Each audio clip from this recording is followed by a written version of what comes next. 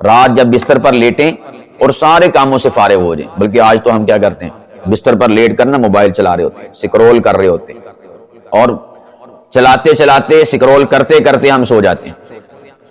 بہت بڑا ہم برا فیصلہ کیے ہوئے ہیں یہ والا کام کر کے۔ کم از کم ہم اگر چلائیں بھی موبائل تو بیٹھ کر چلائیں، جب لیٹ جائیں نا پھر موبائل کو آف کر دیں، موبائل کو بند کر دیں، اور پھر استغفار کرتے ہوئے انسان کو سونا چاہیے۔ آپ کو پتا ہے کہ جو نیند ہے یہ موت کی بہن ہے، ٹھیک ہے؟ تو بعض لوگ ایسے ہوتے ہیں ان کے بارے میں کہتے ہیں یہ ستا ہی سو گیا، یعنی یہ سویا تھا اٹھ نہ سکا۔ جب انسان سوتا ہے نا سمجھو مر جاتا ہے، دوبارہ سے صبح کے وقت جو ہے زندہ ہوتا ہے، دوبارہ سے وہ جو ہے انگڑائی لیتا ہے اور وہ نئی زندگی کو حاصل کرتا ہے۔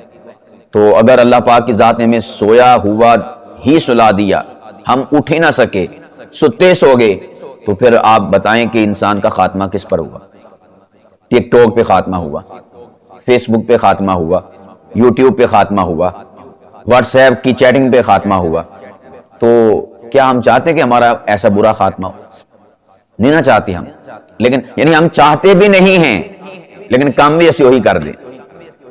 یعنی ہم کیسے کیا اب کہا جائے، ہم کیسے پگلے ہیں کہ چاہتے کچھ اور ہیں، اور جو اس چاہت کی ریکوائرمنٹ ہے، جو اس چاہت کی ڈیمانڈ ہے کہ ایسا پھر ہونا چاہیے، ہم اس کے مطابق چلتے بھی۔ تو میں نے آسان سا ٹوٹکا بتایا کہ ہم یہ ڈیسائیڈ کر لیں، یہ طے کر لیں کہ لیٹ کر موبائل نہیں چلانا۔ سمجھ آ گئی کہ نہیں؟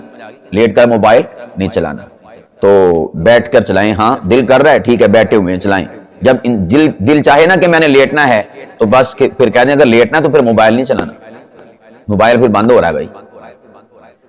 دیکھیں انسان کو زندگی کے کوئی فیصلے کرنے ہی پڑتے ہیں نا، کام خود بخود تو نہیں ہو جاتے۔ انسان طے کرے، ڈیسائیڈ کرے، فیصلہ کرے بس میں نے یہ کام کرنا ہے، یہ کام میں نے نہیں کرنا، تو پھر انسان ٹریول کر سکتا ہے، آگے بڑھ سکتا ہے، موو کر سکتا ہے۔ اور اگر ایسا نہیں ہوگا تو پھر انسان نہ ادھر کا رہے گا نہ ادھر کا رہے گا۔ سمجھ آ گئی کہ نہیں؟ کیا خیال ہے؟